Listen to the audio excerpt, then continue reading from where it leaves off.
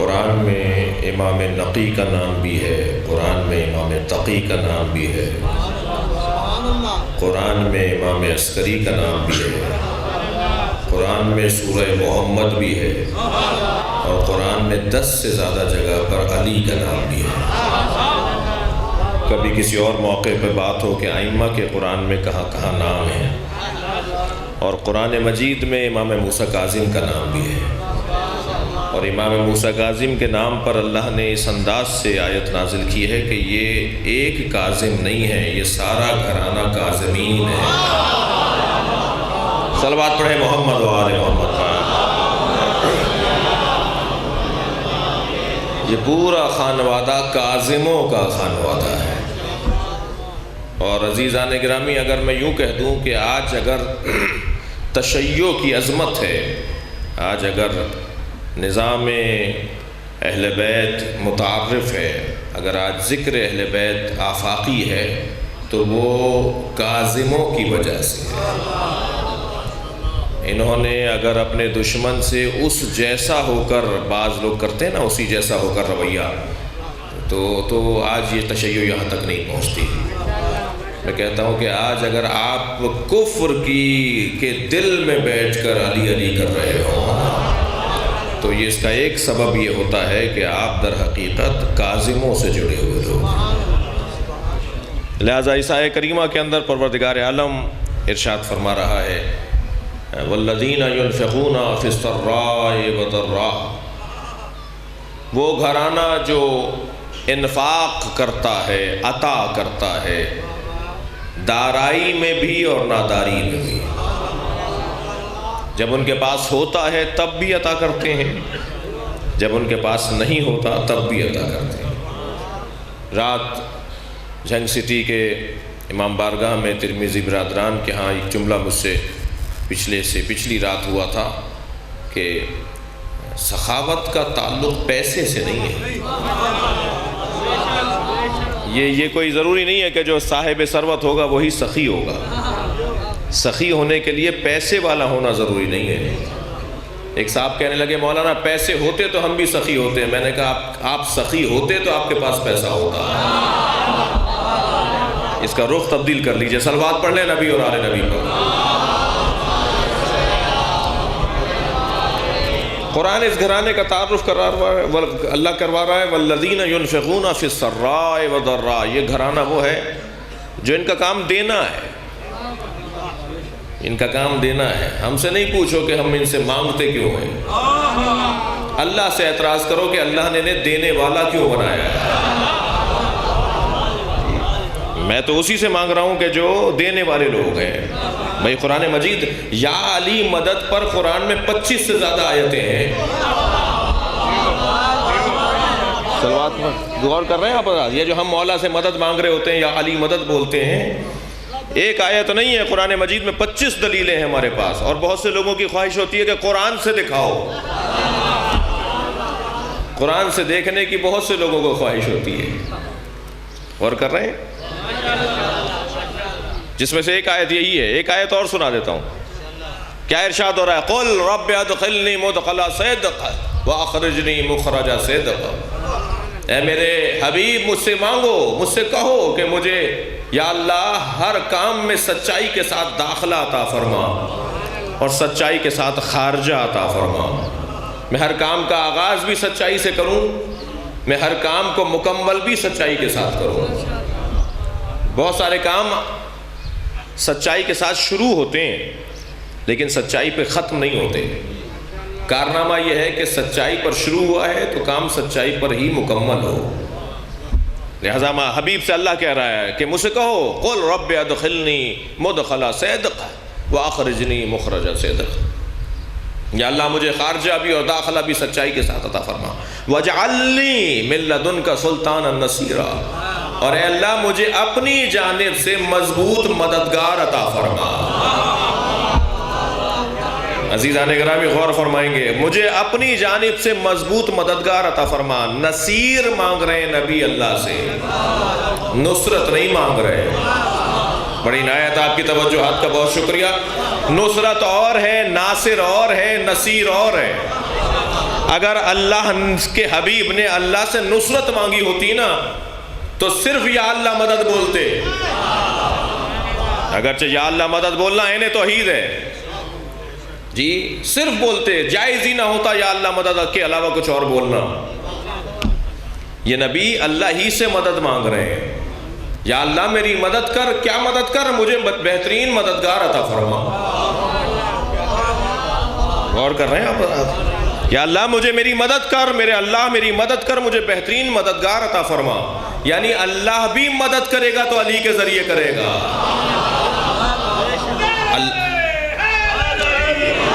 اللہ بھی مدد کرے گا تو اہل بیت کے ذریعے سے کرے گا. ناصر نہیں مانگ رہے، نصرت نہیں مانگ رہے حضرت نبی مکرم، نصیر مانگ رہے. اگر آپ تھکے ہوئے نہیں بیٹھے تو ایک جملہ کہوں، بڑی عنایت، تھوڑی گردن ہلاتے رہیے، مجھے معلوم ہو کہ میری بات پہنچ رہی ہے. میں ایک جگہ مجلس پڑھنے گیا، اگرچہ جھنگ کی مثال نہیں ہے وہ، جہاں آدھا گھنٹے تک بالکل سناٹا رہا. مجمع کوئی 1,500 آدمیوں کا تھا. تو بعد میں مجھے کسی نے کان میں کہا ذرا آپ اردو اپنی آسان کیجئے، یہ بات پہنچ نہیں رہی. لیکن جھنگ میں ایسا نہیں ہے، شہر ہے، قدیمی شہر ہے، صدیوں کی اس کی تاریخ ہے. اور اس ممبر پہ اظہر حسن زیدی بھی بیٹھ چکے ہیں، تو وہ شستہ زبان. صلوات پڑھ لیں ذرا محمد و آل محمد کا. تو تھوڑا سا مجھے تسلی دیتے رہیے کہ میری بات پہنچ رہی ہے. کیا اللہ یہاں اپنے حبیب سے کہہ رہا ہے مجھ سے نصیر مانگو. نصیر اس مددگار کو کہتے ہیں. ہر مددگار نصیر نہیں ہوتا، ہر نصرت کرنے والا نصیر نہیں ہوتا، ہر ناصر نصیر نہیں ہوتا، ہر عالم علیم نہیں ہوتا، ہر شاہد شہید نہیں ہوتا. غور فرما رہے ہیں آپ حضرات جی؟ یہاں اللہ اپنے حبیب سے کہہ رہا ہے مجھ سے نصیر مانگو، ناصر نہیں نصیر. میں بہت غور کر رہا تھا جناب زہرا کے زیارت نامے میں ایک جملہ ہے، السلام علیک ایتھا العلیمۃ الشہیدہ. سلام ہو اس فاطمہ زہرا پر جو شہیدہ بھی ہیں اور علیمہ بھی ہیں، عالمہ نہیں. بی بی کے زیارت نامے کو آپ جا کے دیکھیے، وہاں بی بی کے نام کے ساتھ علیمہ ہے. کیوں اللہ کے نبی نے، کیوں اہل بیت پیغمبر نے علیم اسے کہتے ہیں جس کی زندگی میں کبھی جہل کا گزر نہ رہا. عالم کے لیے ممکن ہے ایسا ہو، اگرچہ اللہ نے اپنے آپ کو عالم بھی کہا ہے مگر علیم بھی کہا ہے. اللہ نے اس گھرانے کو علیم کہا ہے، اپنے آپ کو بھی علیم کہا ہے اللہ نے جی. البتہ بہت موٹا سا فرق ہے، بہت واضح فرق ہے. توحید ناشناس، توحید پرست ہمیں توحید کا عقیدہ نہیں سمجھائیں گے. ہم سے بہتر کوئی عقیدہ توحید نہیں جانتا. ہم نہج البلاغہ رکھتے ہیں، ہم صحیفہ سجادیہ رکھتے ہیں. ہمیں معلوم ہے جب ہم اللہ کو علیم کہہ رہے ہیں تو اس کا کیا مطلب ہے، جب ہم مولا علی کو علیم کہہ رہے ہیں تو اس کا کیا مطلب ہے. یہ شرک نہیں ہو رہا کوئی. تمہیں کیا پتا شرک کسے کہتے ہیں جب تمہیں اسلام کا نہیں پتا. مفاہیم ہیں، یہ معارف ہیں جو قرآنی معارف ہیں، قرآنی مفاہیم ہیں. جب ہم اللہ کے لیے کہتے ہیں اللہ علیم ہے، جب ہم جناب زہرا کے لیے کہہ رہے ہیں بی بی علیمہ ہیں، تو ہرگز ہمارے ذہن کے کسی گوشے میں بھی نہیں ہے کہ دونوں برابر ہیں. کسی بچے کو بھی پکڑ کے، شیعہ بچے کو بھی پوچھیں گے کیا جیسا اللہ ہے عالم ایسا ہی ہے جناب زہرا عالم ہے؟ کسی بچے کے ذہن میں بھی نہیں ہے. عقیدہ توحید ہمارا بہت واضح ہے، بہت روشن عقیدہ ہے ہمارا. تم ہاتھ پیروں والا اللہ رکھتے ہو تب بھی موحد رہتے ہو. ہم جسم و جسمانیت سے مبرہ اللہ مانتے ہیں. ہمارے اللہ جسم و جسمانیت نہیں رکھتا. غور کر رہے ہیں؟ بہت واضح بات ہے. اللہ عالم ہے، اہل بیت بھی عالم ہے. کیا یہ دونوں برابر ہیں؟ نہیں. اللہ ہے، محمد ہے، علی ہے. ہرگز برابر نہیں ہے. وہ انہیں دینے والا ہے، یہ اس سے لینے والے ہیں. تو برابر کیسے ہو جائیں گے؟ بہت روشن بات ہے. لیکن لفظ ایک اور استعمال ہو رہا ہے دونوں کے لیے. یہ اپنے حساب سے علیم ہے، وہ اپنے حساب سے علیم ہے. مثلا اللہ کے لیے لفظ توبہ میرے لیے بھی استعمال ہوتا ہے. میں توبہ کر رہا ہوں اپنے گناہوں سے. اللہ کہہ رہا ہے میں بھی توبہ کرتا ہوں جی. ہمیں کہا جا رہا ہے استغفار کرو، اللہ نبی سے بھی کہہ رہا ہے فاستغفر ہو. سورہ مبارکہ فتح، اذا جاء نصر اللہ والفتح ورأیت الناس يدخلون فی دین اللہ افواجا فسبح بحمد ربک واستغفرہ انہ کان توابا۔ اللہ اپنے حبیب سے کہہ رہا ہے استغفار کرو۔ اگر نبی کا استغفار تمہیں سمجھ میں نہیں آ رہا تو اللہ کی توبہ کیسے سمجھ میں آ رہی ہے؟ اللہ توبہ کر رہا ہے، اور توبہ بھی تائب بھی نہیں ہے، تواب ہے، بہت زیادہ توبہ کرتا ہے۔ اس کے لیے وہ لفظ کسی اور معنی میں ہے۔ جب اللہ اپنے آپ کو کہہ رہا ہے میں توبہ کرتا ہوں، اس کا کچھ اور مطلب ہے جی۔ جب نبی سے کہہ رہا ہے آپ استغفار کریں کہ اس کا کچھ اور مطلب ہے۔ جب ہم سے اللہ کہہ رہا ہے توبہ کرو، اس کا کچھ اور مطلب ہے۔ لفظ تو ایک ہی ہے۔ آپ کہتے ہیں یا اللہ مدد، ہم بھی کہتے ہیں یا اللہ مدد، ہم کہتے ہیں یا علی مدد، تم کہتے ہو کہ اللہ سے بھی مانتے ہو، علی سے بھی مانگتے ہو، شرک ہو گیا۔ اللہ سے مانگتے ہو پھر علی سے بھی مانگتے ہو، شرک ہو گیا۔ یہ شرک کہاں سے ہو گیا؟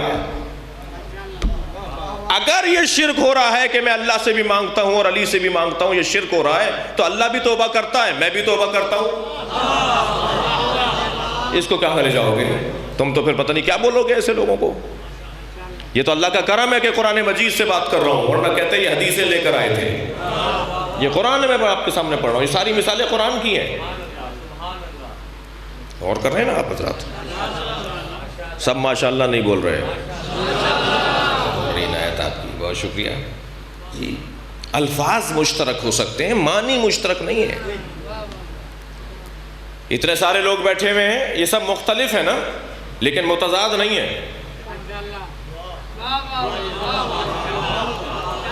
بڑی عنایت، یہ اتنے سارے لوگ مختلف بیٹھے ہیں نا، ہر آدمی مختلف ہے۔ یہی تو اللہ کی قدرت کا کرشمہ ہے کہ جسے خلق کرتا ہے دوسرے سے مختلف بناتا ہے۔ دنیا میں جتنے دنیا میں بچے دنیا میں آ رہے ہیں، پیدا ہو رہے ہیں، ولادتیں ہو رہی ہیں، ہر بچہ دوسرے سے مختلف ہے۔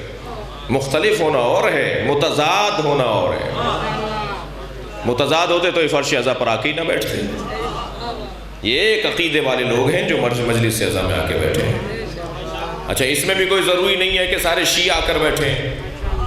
شیعہ امام حسین کی عزاداری کے مالک نہیں ہیں، نوکر ہیں۔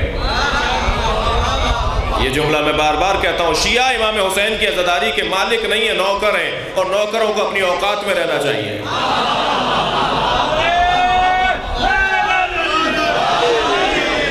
مالک کے مہمانوں کا خیال کرنا چاہیے۔ صلوات پڑھے محمد و آل محمد۔ کوئی بھی آ کر بیٹھ سکتا ہے جی، کوئی بھی اس فرش اعضا پر آ کے بیٹھ سکتا ہے، ہم اس کے مالک نہیں ہیں۔ یہ اللہ کا ہم پہ کرم ہے کہ اللہ نے نوکری ہمیں دی ہے، اور اس نوکری پہ کوئی بھی جا سکتا ہے۔ جو جتنی یہاں پر محنت کرے گا اسے نوکری اس کی بڑھتی چلی جائے گی، نوکری اس کی بڑی ہوتی چلی جائے گی۔ اللہ ہماری نوکریوں کو قبول کرے۔ ہر ایک کا اپنا حصہ ہے اس عزاداری میں، کوئی کسی سے کم اور زیادہ نہیں ہے۔ اللہ کے ہاں گنا نہیں جاتا، تولا جاتا ہے۔ ایک نے 1 لاکھ روپے دیے تھے، ایک نے 5 روپے دیے ہیں۔ کہہ رہے جی وہ 1 لاکھ والا آدمی ہے، وہ بڑا آدمی ہے۔ نہیں، کیا معلوم یہ 5 روپے والا آدمی 1 لاکھ والے سے زیادہ بڑا ہو۔ اس لیے کہ ہر ایک کی نیت، ہر ایک کا معاملہ اس کے حساب سے۔ اور فرما رہے ہیں الفاظ مشترک ہیں۔ اگر ہم یا علی مدد بولتے ہیں تو ہمیں پتہ ہے ہم کیا بول رہے ہیں۔ اگر ہم اہل بیت سے مدد مانگ رہے ہیں تو ہمیں پتہ ہے۔ کوئی شیعہ جو ہے وہ اہل بیت کو معاذ اللہ رب اور اللہ نہیں بولتا۔ تم ڈھونڈتے ہو ہماری چیزوں کو، ڈھونڈتے ہو ہماری چیزوں کو، ڈھونڈ کے پھر اپنے مطلب کی تشریحیں کرتے ہو۔ بولتے ہمیں، تشریح تم کرتے ہو۔ میں بول رہا ہوں نا، میں توسل کا عقیدہ رکھتا ہوں، میں عقیدہ وسیلہ رکھتا ہوں، تو میں بتاؤں گا نا کہ میں کیا کہہ رہا ہوں۔ اور فرما رہے ہیں لہٰذا یہاں اللہ نے کیا کہا؟ وَالَّذِينَ يُنْفِقُونَ فِي السَّرَّاءِ وَالضَّرَّاءِ، وہ خاندان جو دارائی میں بھی ان کے پاس ہوتا ہے تب بھی انفاق کرتے ہیں، دے دیتے ہیں۔ ان کے پاس نہیں ہوتا تب بھی عطا کر دیتے ہیں۔ ان کو دینے کا ان کے پاس اللہ نے جذبہ رکھا ہے، ہونے یا نہ ہونے سے تعلق نہیں ہے۔ کہنے لگے مولانا بات سمجھ میں نہیں آ رہی. اچھا میری بات سمجھ میں نہیں آ رہی یا قرآن سمجھ میں نہیں آ رہا؟ اس لیے کہ یہ تو قرآن کہہ رہا ہے نا کہ ان کے پاس ہوتا ہے تب بھی دیتے ہیں, نہیں ہوتا تب بھی دیتے ہیں. تو یہی ایک پیغام ہے قرآن مجید کا اور اس گھرانے کا کہ تم جذبہ عطا کو ایجاد کرو, اللہ تمہیں اپنا دروازہ بنا دے گا, اللہ تمہارے ذریعے سے عطا کرے گا. دیکھیے یہ بات تو ائمہ کی بہت اونچی ہے, بہت بلند ہے, آئیڈیل مثالیں ہیں, لیکن سورہ مبارکہ بقرہ کی پہلے ہی صفحے پر کیا لکھا ہے؟ الف لام میم ذالک الکتاب لا ریب فیہ ھدی للمتقین الذین یقیمون الصلاۃ ویؤتون الزکاۃ ومما رزقناہم ینفقون. پہلے ہی مرحلے پر, پہلے ہی صفحے پر لکھا ہوا ہے الف لام میم ذالک الکتاب لا ریب فیہ ھدی للمتقین. یہ جو الف لام میم یہ کتاب لا ریب فیہ, اس میں کوئی ریب نہیں ہے, اس میں کوئی شک نہیں ہے. ھدی للمتقین یہ صاحبان تقوی کی ہدایت دینے کے لیے ہے, یہ صاحبان تقوی کے لیے ہدایت ہے. اب صاحبان تقوی کی نشانی کیا ہے؟ اب صاحبان تقوی کی نشانی اللہ بیان کر رہا ہے. ھدی للمتقین کے بعد اب متقین کی صفات بیان ہو رہی ہیں. الذین یقیمون الصلاۃ ویؤتون الزکاۃ ومما رزقناہم ینفقون. ان کی تین نشانیوں میں ایک نشانی یہ ہے کہ وہ نماز پڑھتے ہیں, توجہ ہے, وہ نماز پڑھتے ہیں, وہ زکوٰۃ دیتے ہیں, اور جو انہیں ہم دیتے ہیں وہ انہیں بانٹ دیتے ہیں. ینفقون مما رزقناہم ینفقون, مما رزقناہم ہم دیتے ہیں, اللہ کہہ رہا ہے میں دیتا ہوں, اللہ کہتا ہے میں انہیں دیتا ہوں, اور ینفقون وہ بانٹ دیتے ہیں. تو عام متقی کا کمال تو یہ ہے کہ اللہ اسے دیتا ہے اور وہ بانٹ دیتا ہے. جو امام المتقین ہو وہ جو ہے صلوات پڑھے محمد و آل محمد. اس سے بہتر اور بلند صلوات مل کر پڑھیں گے. اللہ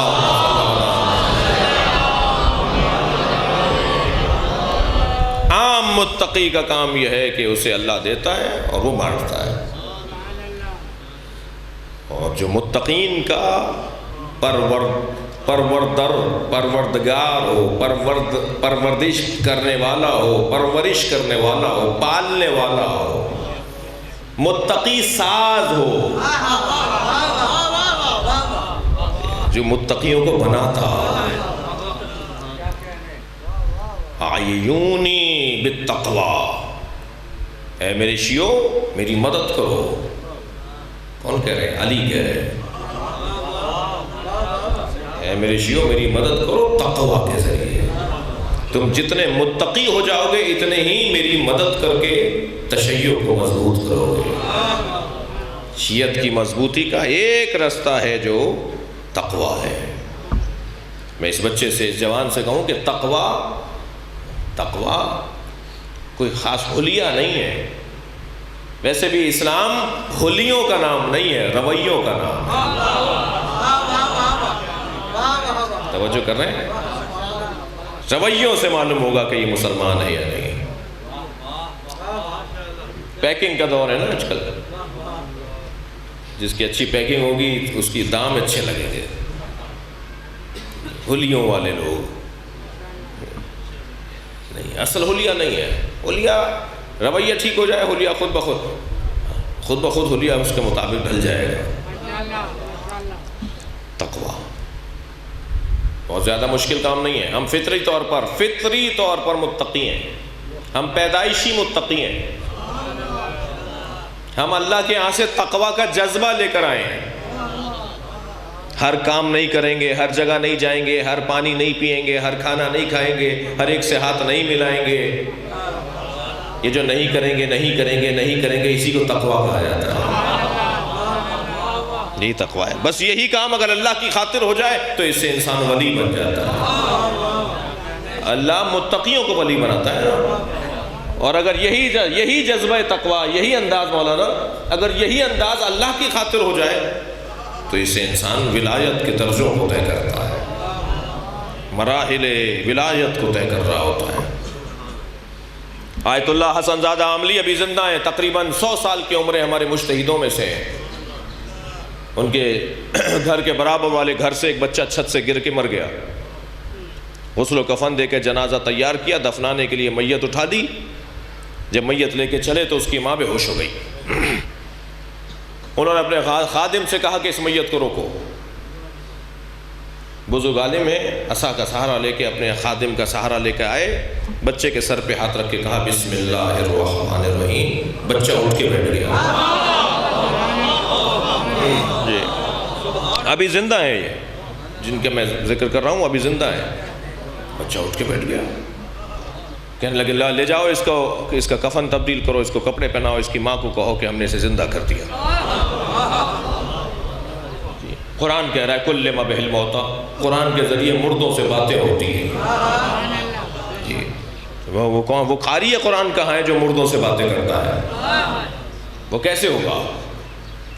لے گئے بچے کو, استاد نے 1 مہینے کی چھٹی کر دی, درس نہیں دے رہے, مدرسہ اپنا نہیں پڑھا رہے, 1 مہینے تک چھٹی.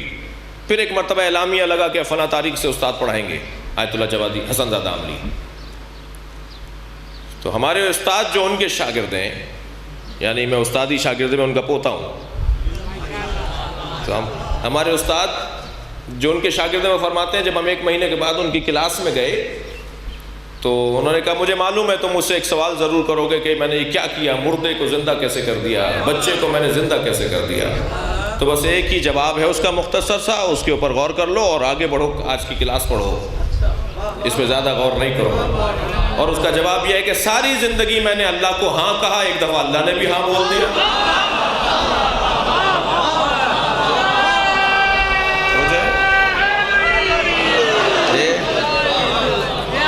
اگر انسان تقوی کی منزلوں کو طے کرے تو اللہ ولی بنا دیتا ہے. حرام حلال کا خیال رکھ رہا ہو, یہ شریعت نے حرام کیا ہے, یہ شریعت نے حلال کیا ہے, یہ واجب قرار دیا ہے.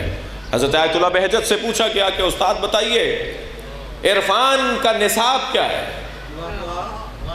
عرفان کیسے حاصل ہوتا ہے, علم عرفان کیسے حاصل ہوتا ہے؟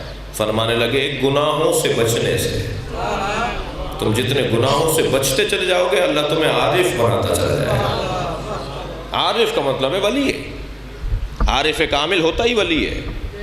عارف کامل اگر کوئی ہو جائے تو وہ مریضوں کو شفا دیتا ہے, وہ مردوں سے باتیں کرتا ہے, جی وہ جانوروں کی زبان سمجھنے لگ جاتا ہے, وہ دل کا حال سمجھنے لگتا ہے. ایک ہمارے استاد اصفہان میں درس خارج دیتے ہیں, مجتہد ہیں, آیت اللہ باقر فخار. میں ان کے پاس کلاس میں, تو ہم ظاہر موضوع سے ہٹ کے بات نہیں کر سکتے, ادبیات کی کلاس ہو رہی ہے تو ہم یہ تو نہیں ہو سکتا کہ ہم کوئی اور موضوع پوچھیں. تو پھر ہم ان کے گھر جاتے تھے, 4-5 ہم دوست مل کے ان کے گھر جاتے تھے, سوالات جمع کر کے لے جاتے تھے. تو ایک دفعہ میں ان کے ہاں گیا, ہم گئے اپنے دوستوں کے ساتھ, تو سوالات کیے. جو جوابات وہ دے رہے تھے وہ میں سوچنے لگا انہیں بالکل نہیں پتہ تھا اس بات کا, یعنی ہم نے نہیں بتایا تھا, کسی نے نہیں بتایا تھا کہ میں مجلس پڑھتا ہوں. تو جب وہ جواب دینے لگے تو میرے ذہن میں 2-3 مرتبہ آیا کہ یہ والا جو جواب ہے ان کا, یہ میں کسی مجلس میں پڑھوں گا جا کے. بڑا اچھا جواب ہے, بڑی اچھی گفتگو ہے, تو اسے میں جا کر کسی مجلس میں خطاب میں پڑھ دوں گا. تو جب میں نے دوسری تیسری مرتبہ سوچا تو انہوں نے مجھے دیکھ کر مسکرایا, کچھ دیر مسکراتے رہے, کہنے لگے مجلس میں جا کے نہیں پڑھنا, اسے اپنے لیے رکھو. یہ پھر اس طرح کے لوگ ہو جاتے ہیں. یہ تو میرے سامنے کی بات ہے نا, یہ سنی سنائی باتیں نہیں ہیں. یہ جو اہل تقوی لوگ ہوتے ہیں, گناہوں سے بچنے والے لوگ ہوتے ہیں, پھر اللہ انہیں عارف بناتا ہے. پھر یہ عارف کامل ہو جاتے ہیں تو یہ ولی ہو جاتے ہیں, پھر یہ ولی ہو جاتے ہیں. بہت ساری مثالیں ہیں, میں بہت ساری ان بزرگوں کی زیارت کا شرف یاب رہا ہوں. اللہ کرے کچھ کوئی ہلکا پھلکا اثر ہمارے اندر آئے. اور فرما رہے ہیں تو عام متقی آدمی اگر اپنے تقوی کی منزلوں کو طے کرے تو اللہ اسے ولی بنا دیتا ہے, اس کے ذریعے سے دیتا ہے, اس کے ذریعے سے عطا کرتا ہے. تو جو امام المتقین ہو,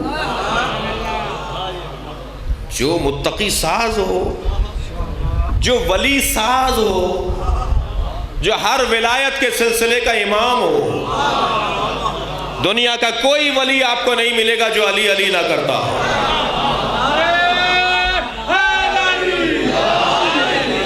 جو مولا علی کا ذکر نہ کرتا ہو، جو مولا علی سے پیار کا اظہار نہ کرتا ہو، جو علی کا دیوانہ نہ ہو ہی نہیں سکتا کسی کو اللہ ولی بنائے اور وہ علی علی نہ کرے۔ اور فرق رہے والذین ينفقون فی السراء والضراء، ہم ان سے مانگتے ہیں اس لیے کہ اللہ انہیں دیتا ہے اور یہ بانٹ دیتے ہیں۔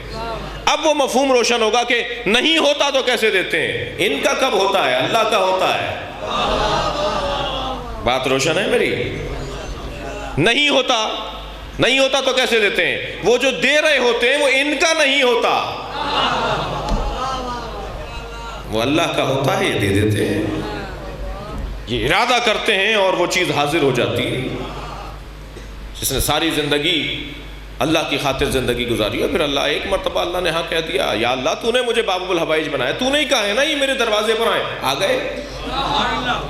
یہ خالی ہاتھ کیسے جائیں گے؟ یہ علی کے دروازے سے خالی ہاتھ نہیں جا رہے، یہ اللہ کے دروازے سے خالی ہاتھ جا رہے ہیں۔ نظام الہی، نظام تعاون، نظام توسل، نظام توکل، نظام شفاعت متاثر ہو جائے گا اگر ان کے ذریعے سے نہیں ملے گا۔ قرآن کہہ رہا ہے والذین ينفقون فی السراء والضراء والکاظمین الغیظ، دوسری صفت ان کی ہے کہ یہ غصے کو پی جاتے ہیں، یہ غصہ پی جانے والے لوگ ہیں۔ تم اپنا ظلم بتاؤ کتنا ہے، ہم اپنی برداشت بتائیں گے کہ اتنی ہے۔ اللہ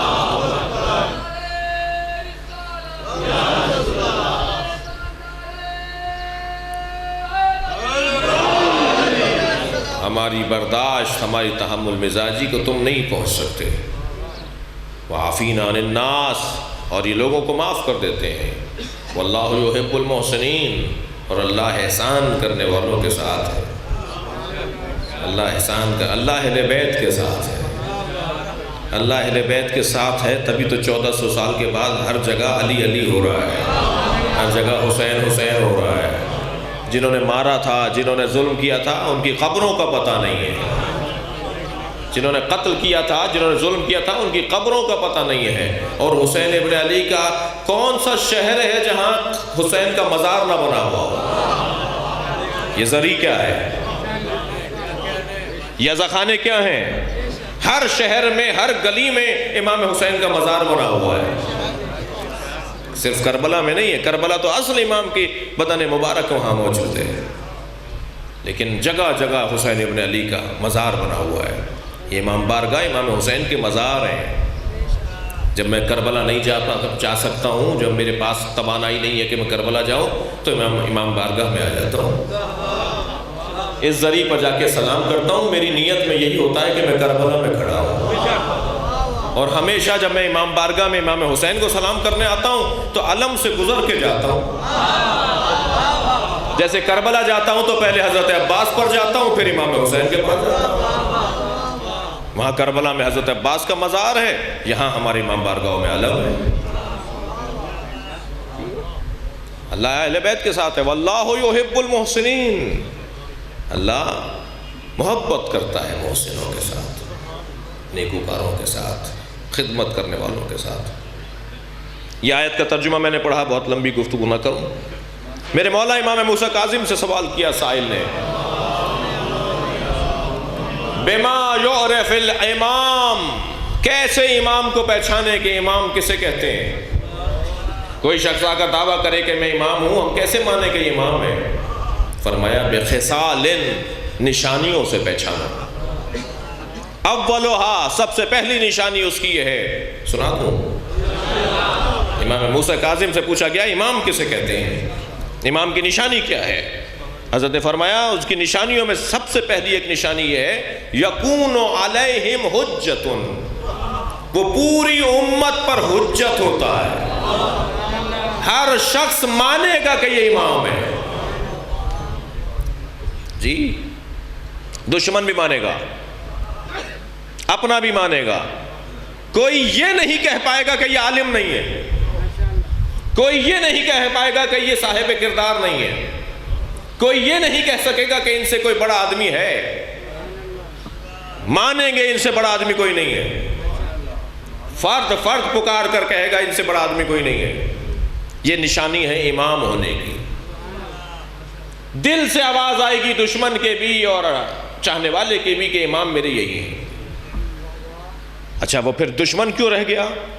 جب اس پر واضح ہو گیا کہ میرا امام یہی ہے تو اس پہ پھر یہ مان کیوں نہیں رہا؟ دشمن کیوں ہو رہا ہے؟ یہ ہے دنیا. یہ ہے دنیا. یہ دنیا کی وجہ سے نہیں مانتا، اس لیے کہ محروم ہو جاتا ہے. جب ان کے پاس جاتا ہے مال سے محروم ہو جاتا ہے. اگرچہ میں اس بات کو ماننے کو تیار نہیں ہوں.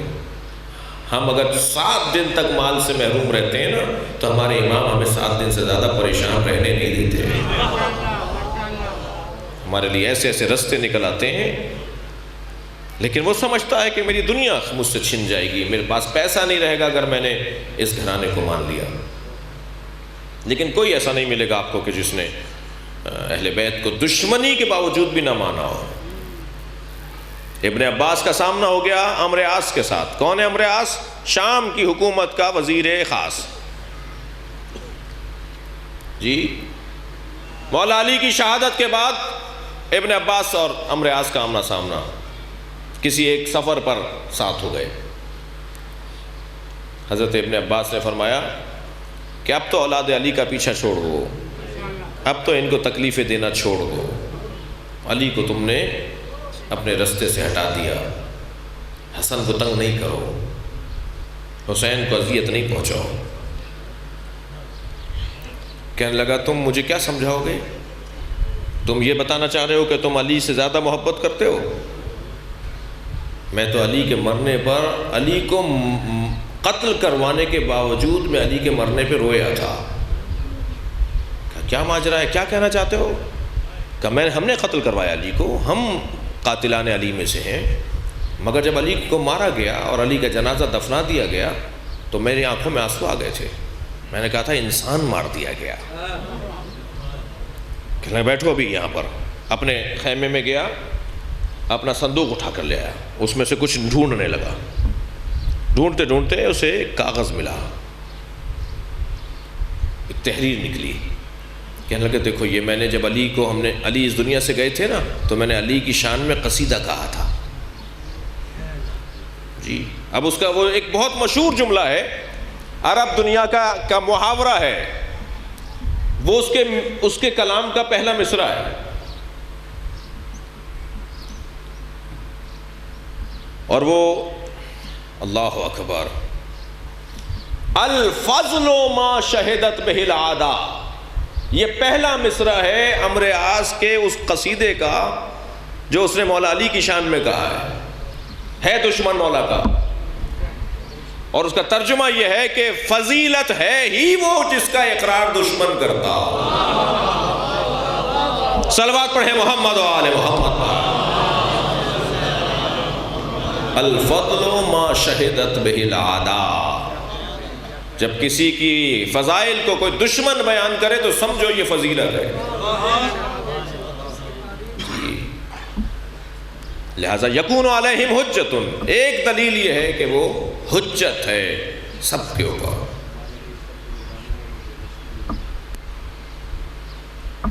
توجہ ہے، دور ہو جاؤں گا اپنے مضمون سے.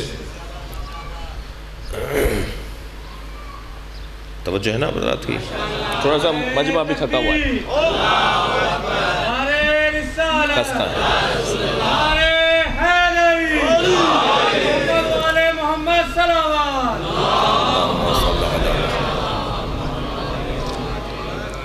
ایک مثال دے دیتا ہوں آپ کو کہ کیسے طے کریں گے کہ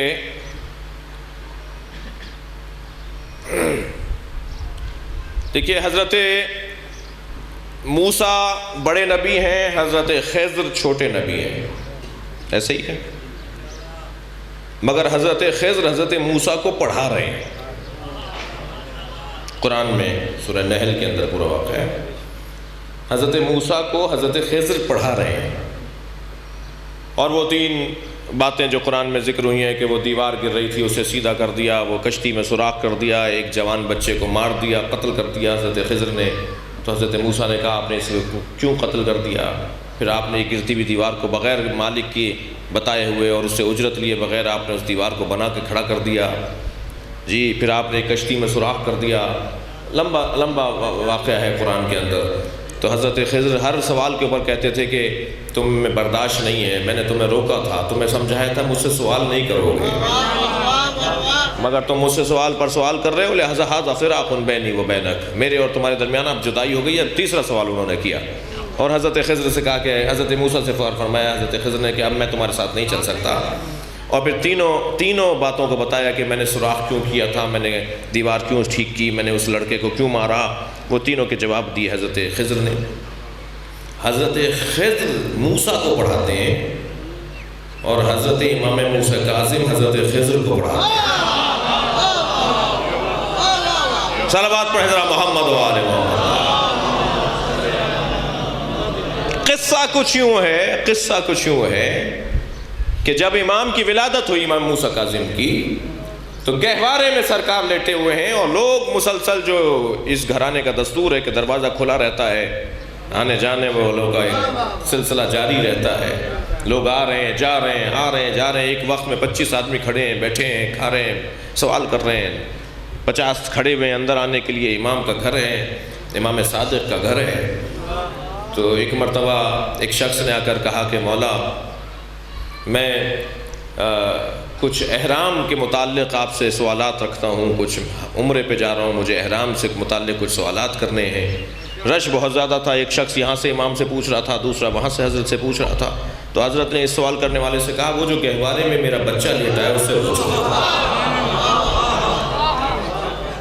تو وہ سائل کہتا ہے میں حضرت کے پاس گیا، قریب گیا، گہوارے میں امام موسیٰ کاظم لیٹے ہوئے تھے، تو میں نے جا کے سلام کیا تو انہوں نے فصیح زبان میں جواب دیا، ورنہ بچہ فصیح زبان میں نہیں بولتا۔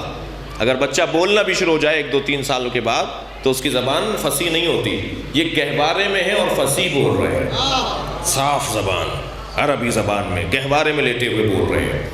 تو جب وہ بات کرنے لگا، سوال کرتا ہے، حضرت جواب دیتے ہیں، تو ایک اور صحابی ساتھ کھڑے تھے وہ بھی قریب آ گئے، ایک اور کھڑے تھے وہ بھی قریب آ گئے۔ چند صحابی گہوارے کے قریب کھڑے ہیں اور سوالات کے جوابات سن رہے ہیں۔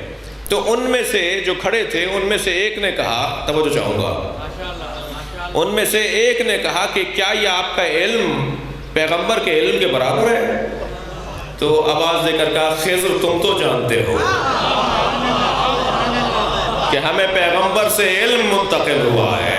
صلوات پڑھ حضرت محمد و آل محمد۔ اللہ اکبر۔ یکون علیہم حجۃ، سب پر روشن ہوگا کہ یہ امام ہے۔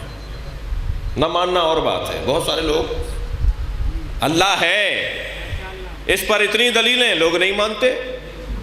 اچھا کوئی اور چیز لاتے بھی نہیں ہے اس کے مقابل میں، چلو بھائی اللہ نہیں مان رہے کچھ اور لاؤ، کوئی اور آپشن ہے تمہارے پاس، کوئی اور راستہ ہے تمہارے پاس۔ اللہ کے وجود کا انکار کر رہے ہو، نہیں مان رہے، ہم نہیں مانتے، ہمیں نہیں سمجھ میں آ رہا، تو کچھ اور ہے۔ تو اس عقیدے کے علاوہ کوئی عقیدہ چلے گا ہی نہیں۔ بہت سارے لوگ ان کے پاس توڑ نہیں ہوتا، جواب نہیں ہوتا، مگر مانتے نہیں ہیں۔ ہم نہیں مانیں گے علی کو، دوسرا علی بھی نہیں لائیں گے، یا علی جیسا کوئی لے کر آؤ، یا علی کو مانو۔ اسے کہتے ہیں یکون علیہم حجۃ، طے ہو جائے گا کہ ان پر واضح ہو جائے گا کہ اس سے بڑا آدمی اور اس سے بڑا وجود نہیں ہے۔ میں خوف کھا رہا ہوں کہ میری گفتگو لمبی ہو رہی ہے، اور اس کے بعد بھی امام نے کچھ صفات بیان فرمائی کہ یہ خصال ہیں۔ فرمایا مثلاً فرمایا کہ فَيُسْأَلْ فَيُجِيب إِن سَكَتَتْ ابتداءً، دوسری صفت ان کی یہ ہے کہ ان سے جو سوال کیا جائے گا یہ اس کا جواب دیں گے، کبھی یہ نہیں کہیں گے کہ ما ادری مجھے نہیں پتا، یہ اس کا جواب ضرور دیں گے، اگرچہ ابتدائی طور پر خاموش رہیں۔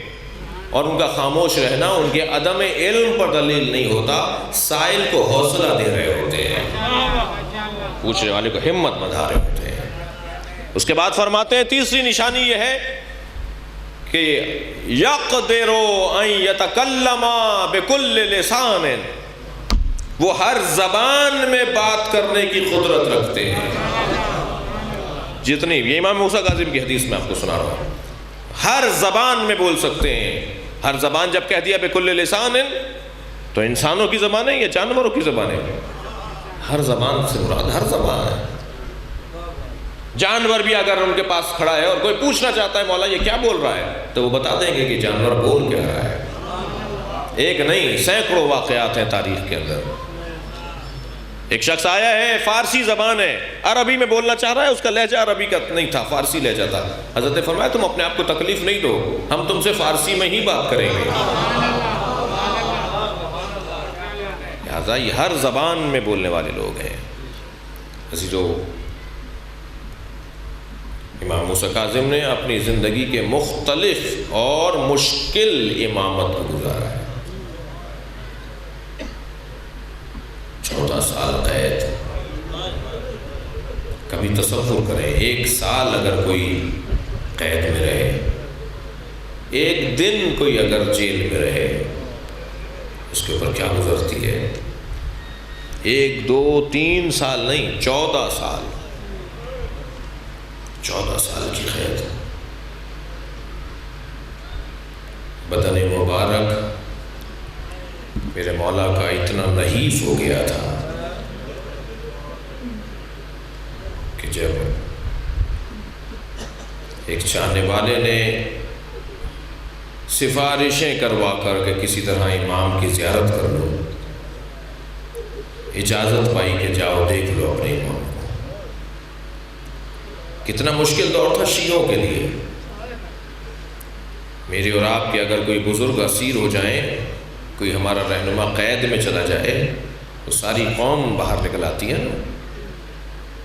اس وقت کے شیعوں نے کچھ نہیں کر پائے، اپنے امام کو آزاد نہیں کروا پائے۔ امام قید میں ہے، کیسے پہنچا ہے امام کو دیکھنے کے لیے؟ تو ایک چھوٹا سا سوراخ سا تھا کہ اس میں سے اپنے امام کو دیکھو۔ وہ کہتا ہے میں دیکھ رہا تھا، مجھے کچھ نظر نہیں آیا، میں پلٹا، میں نے زندان بان سے کہا، میں نے کہا وہاں کوئی نہیں ہے۔ کہا وہاں تمہیں کوئی چادر پڑی ہوئی نظر آ رہی ہے؟ ہاں ایک چادر پڑی ہوئی ہے۔ کہ وہی تمہارا امام ہے۔ یہ کیفیت ہے۔ میں نے ایک روایت میں پڑھا کہ وہ شخص جب کہتا ہے نا مجھے کوئی نظر نہیں آ رہا، تو وہ اندر گیا زندان کے اندر، اور ایک منظر اس دیکھنے والے نے عجیب دیکھا کہ زندان بان نے اسے دکھانے کے لیے امام پہ ہاتھ اٹھائے۔ اجرکم اللہ، اجرکم اللہ۔ خدا کسی غم میں نہ رونا ہے، سوائے غم اہل بیت میں رونے رلانے والوں نے کرا دیا۔ بہت مشکل وقت ہے، یہ تڑپ کر رہ گیا میرے امام کو تو نے کیا کر دیا۔ عزیزانو، ایک لمحے کے لیے سوچیں اگر ہمارے والد پر کوئی ہاتھ اٹھائے، ایک لمحے کے لیے سوچیں اگر ہماری زوجہ پر کوئی ہاتھ اٹھائے، ہماری بچی کو کوئی مارے، تو کیا گزرتی ہے ہمارے اوپر۔ میرے ایک ملنے والے نے مجھ سے کہا میری زوجہ سے میرے اختلافات چل رہے تھے، جھگڑا بڑھا، میں نے اپنی زوجہ کو ایک تماچا مار دیا۔ 3 دن بعد جب میں اپنی بیوی سے معافی مانگنے لگا نا، مجھے معاف کرو میں نے تمہیں مارا، تو میری زوجہ مجھ سے کہنے لگی، وہ صاحب کہتے ہیں میری زوجہ مجھ سے کہنے لگی آئندہ کبھی ایسا ہو اور آپ غصے پر قابو نہ پا رہے ہو تو اتنا ضرور خیال کیجئے گا میرے بچوں کے سامنے نہ ماریے گا۔ جب آپ مار رہے تھے میری بچی دیکھ رہی تھی، اور 3 دن سے وہ بخار میں ہے اور کہتی ہے ماں کو بابا نے مارا۔ سنیں گے عزیزانو، آپ رو رہے ہیں نا، امام حسن مدینے کی ایک گلی سے نہیں گزرتے تھے، جب وہ گلی آتی تھی امام راستہ بدل دیتے تھے۔ ایک چاہنے والے نے مولا سے پوچھا مولا آپ اس گلی سے کیوں نہیں آتے؟ فرمانے لگے میں چھوٹا تھا، ماں کے ساتھ گزر رہا تھا، ایک شخص نے میری ماں زہرا پہ ہاتھ اٹھایا تھا۔ اجرکم اللہ، اجرکم اللہ۔ خدا کسی غم میں نہ رلائے، جب گزرتا ہوں اس گلی سے مجھے وہ منظر یاد آ جاتا ہے۔ اب آپ کچھ دیر کے لیے سوچیں کہ ایک چاہنے والے کے سامنے اس کے امام پہ ہاتھ اٹھایا جا رہا، کیا گزرے گی ایک شیعہ کے لیے، کیا گزرے گی ایک چاہنے والے کے لیے۔ یہ حالات ہیں اس زمانے کے شیعوں کے، یہ حالات ہیں امام موسیٰ کاظم کے۔ ہارون رشید کو کسی نے جا کر کہا کہ ہارون آج ہم نے ابو العطا کو بغداد میں دیکھا ہے۔ تعجب سے کہنے لگا ابو العطا تو مدینے کا بہت بڑا ادیب اور شاعر ہے، اس کا بغداد سے کیا تعلق، تم نے کسی اور کو دیکھا ہوگا۔ کچھ لوگوں نے گواہی دی کہ نہیں ابو العطا ہی ہے، وہی شاعر جو بغداد، وہی شاعر جو مدینے کا رہنے والا ہے۔ سپاہیوں کو روانہ کیا، ڈھونڈ کر لاؤ، بس یہ روایت سنا کر مجلس ختم کر رہا ہوں، ڈھونڈ کر لاؤ ابو العطا کو کہاں ہے۔ ایک سرائے میں ٹھہرے ہوئے تھے ابو العطا، لے آئے ابو العطا کو دربار میں بٹھا دیا، لا کے کرسی پہ بٹھا دیا۔ ہارون نے کہا کہ تم مدینے سے یہاں بغداد کے کیوں آئے ہو؟ کہ مجھے فلاں فلاں کام تھے جس کی غرض سے میں آیا ہوں، میں اپنے بچوں کے ساتھ آیا ہوں، فلاں مسافر خانے میں ٹھہرا ہوا ہوں۔ کہنے لگے ہمیں فلاں شعر سناؤ، ہمیں فلاں نظم سناؤ۔ ابو العطا سے کلام سنتا رہا، ساری رات محفل سجی رہی۔ درباریوں میں سے کسی نے آواز دے کر کہا ہارون کو کہ وہ فلاں نظم جو ابو العطا نے فلاں محفل میں سنائی تھی، جس کے بعد پھر شاعروں نے کلام نہیں پڑھا تھا، یہ کہہ کر محفل ختم کر دی تھی کہ اس سے اونچا کلام کسی کے پاس نہیں ہے، وہ کلام سنیں۔ ہارون نے کہا ابو العطا وہ کلام سناؤ۔ تو ابو العطا بولے کہ اس کے بدلے میں کچھ مانگنا چاہتے ہو؟ مانگنا چاہتا ہوں، مجھے ملے گا؟ کہنے لگا جو مانگو گے دوں گا۔ انہوں نے پھر اقرار لیا جو مانگوں گا دو گے؟ کہا جو مانگو گے دوں گا۔ کلام سن لیا، جب کلام مکمل ہو گیا تو کہنے لگا مانگو، کیا مانگنا چاہ رہے تھے؟ کہنے لگے میرے امام کو آزاد کر دو، تمہاری قید میں میرا مولا موسیٰ کاظم ہے، اسے آزاد کر دو۔ ہارون کچھ دیر کے لیے عزادار و خاموش بیٹھا رہا اور پھر کہنے لگا 2 دن بعد میں تمہارے امام کو آزاد کر رہا ہوں، جاؤ زندان کے دروازے پہ جا کے اپنے امام کو لے لینا۔ اب میں آپ رونے والوں سے پوچھتا ہوں، ایک چاہنے والے کے لیے کیسا مرحلہ ہوگا؟ خوشی خوشی پہنچے ہیں مسافر خانے میں اپنی زوجہ کے پاس، بچوں کے پاس، مبارک ہو میری وجہ سے میرا امام 14 سال بعد رہا ہوا۔ ایک شیعہ کے لیے کتنا بڑا مقام ہے۔ کیسے یہ 2 دن انہوں نے کاٹے ہوں گے، جب 2 دن بعد دروازہ زندان پہ صبح سے جا کے بیٹھ گئے۔ ابو العطا کہتا ہے میں دیکھ رہا تھا کچھ اسیروں کو رہائی مل رہی تھی، کچھ نئے اسیروں کو لے جایا جا رہا تھا، تو زندان کا دروازہ جو کھولتا تھا میں نے اس سے پوچھا آج میرے مولا امام موسیٰ کاظم کو آزادی ملنی ہے، بتاؤ میرا امام کب آزاد ہوگا؟ تو مجھے یہ کہہ کے ٹوک دیا جاتا تھا کہ بیٹھے رہو، ابھی کچھ دیر بعد معلوم ہوگا۔ ابو العطا کہتا ہے صبح سے لے کر ظہر ہو گئی، ظہر سے عصر آ گیا، میں نے پھر دروازہ کھلا تو میں نے پوچھا میرا امام کب آزاد ہوگا؟ کہنے لگے بس کچھ دیر بعد تمہارے امام کو لے کر آ رہے ہیں۔ وہ کہتا ہے مجھے خوشی ہونے لگی، میں تیار کھڑا ہو گیا، اب دروازہ کھلے گا میرے امام آئے گا۔ میں دیکھ رہا ہوں دروازے کی طرف، کھڑا ہوں امام کے استقبال میں، تو کیا دیکھا ایک تختے پر جنازہ ہے، 4 مزدوروں نے جنازہ اٹھایا ہوا ہے۔ میں نے کہا آج میرے امام کو آزادی ملنی تھی۔ کہنے لگے ھذا امام الرفضہ فارفوہ، یہی شیعوں کا امام ہے جسے آج آزاد کر دیا گیا۔ ماتم حسین، الا لعنت اللہ علی قوم الظالمین فسیعلم الذین ظلموا ای منقلب۔